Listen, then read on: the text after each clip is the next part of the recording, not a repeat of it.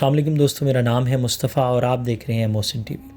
آج ہم بات کریں گے برصغیر پاک و ہند کی ایک بہادر اور نامور ملکہ کی، جن کو لوگ رضیہ سلطانہ کے نام سے یاد کرتے ہیں۔ رضیہ سلطانہ یا رضیہ سلطان شاہی نام جلال الدین رضیہ اور جنوبی ایشیا پر حکومت کرنے والی واحد خاتون تھی۔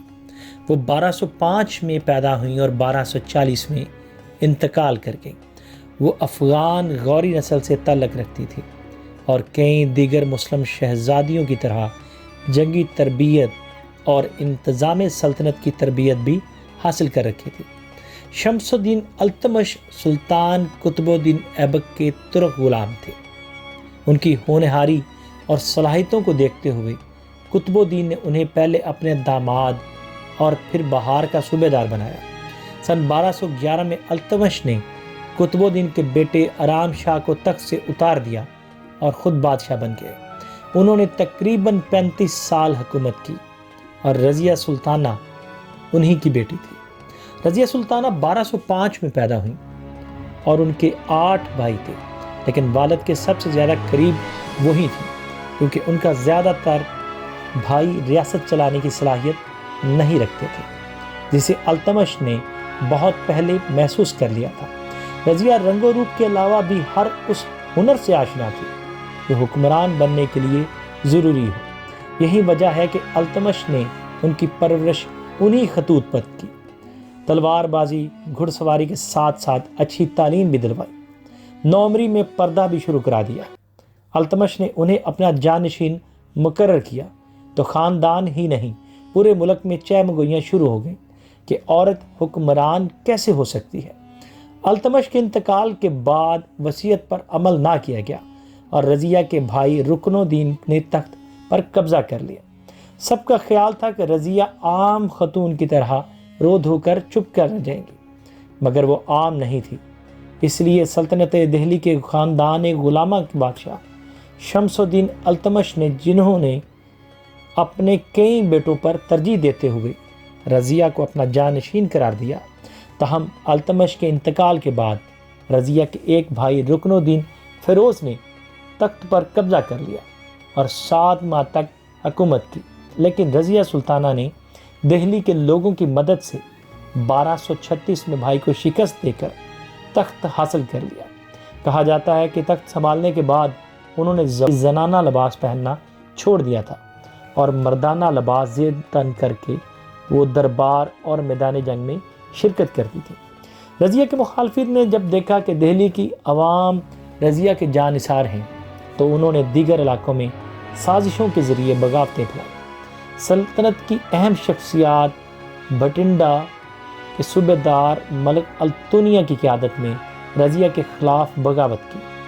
رضیہ سلطان کی ان کی بغاوت کو چلنے کے لیے دہلی سے فوج لے کر نکلی، مگر اس فوج نے رضیہ کے خلاف باغیوں کا ساتھ دیا۔ رضیہ کا وفادار جرنیل امیر جمال الدین یاقوت مارا گیا۔ رضیہ کو گرفتار کر لیا گیا۔ باغیوں نے رضیہ کے بھائی معز الدین بہرام کو بادشاہ بنا دیا۔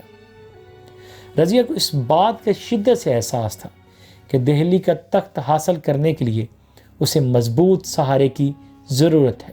اس لیے رضیہ نے بھٹنڈا کے گورنر ملک التونیا سے شادی کی تاکہ تخت دوبارہ حاصل کرنے کی کوشش کی جائے، لیکن جنگ میں انہیں شکست ہوئی۔ رضیہ اپنے شوہر کے ہمراہ جان بچانے کے لیے کیتھل پر کارنال چلی گئی، جہاں ڈاکوؤں کے ہاتھوں دونوں میاں بیوی مارے گئے۔ سلطان بہرام شاہ کے سپاہی جو ان کی تلاش میں تھے، ان کی لاشوں کو پہچان کر دہلی لے آئے اور انہیں پرانی دلی میں سپرد خاک کیا۔ وہ اس وقت جوان، جاذب نظر اور غیر شادی شدہ تھی۔ ہندوستان ہی نہیں، کئی دلوں پر راج کرتی تھی، جن میں بھٹنڈا کا حاکم ملک التونیا بھی شامل تھا اور نکاح کا پیغام بھی بھجوا چکا تھا۔ تاہم رضیہ کی نظر التفات حبشی غلام جمال الدین عرف یاقوت پر تھی۔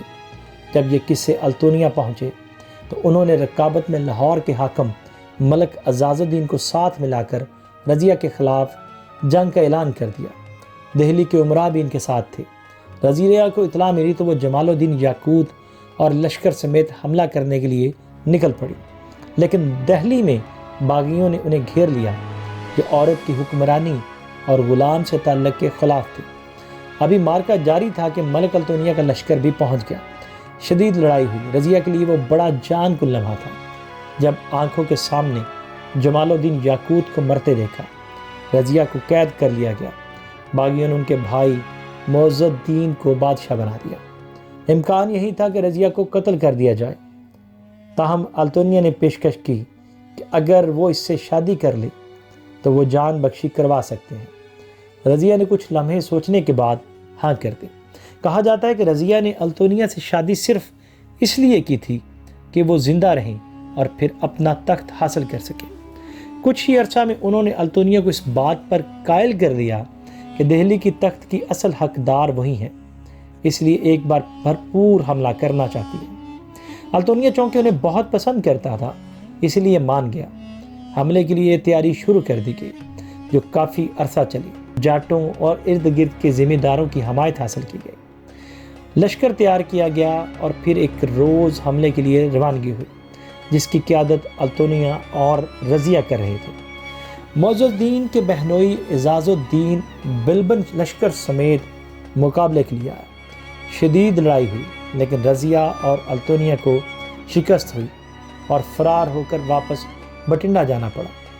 کچھ عرصہ بعد پھر منتشر فوج کو اکٹھا کیا اور پھر دہلی پر حملہ کیا گیا۔ نتیجہ اب بھی مختلف نہ تھا۔ رضیہ اور التونیا ایک بار پھر فرار ہونا پڑا۔ کافی گھنٹوں تک گھوڑے سر پر دوڑاتے رہے۔ وہ گتمل کا علاقہ تھا۔ انتہائی تھک ہار چکے تھے۔ کچھ زخم معمولی تھے۔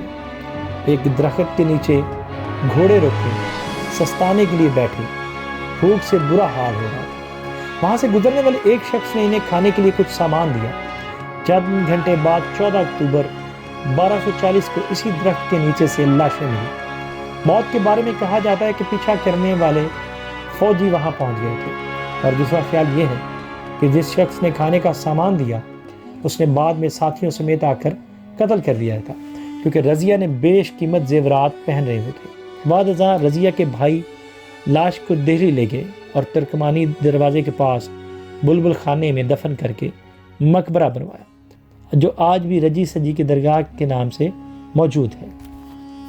سر سید احمد خان کی کتاب کے مطابق دہلی کے ترکمانی دروازے کے اندر محلہ بلبلی خانہ میں 2 قبریں ہیں۔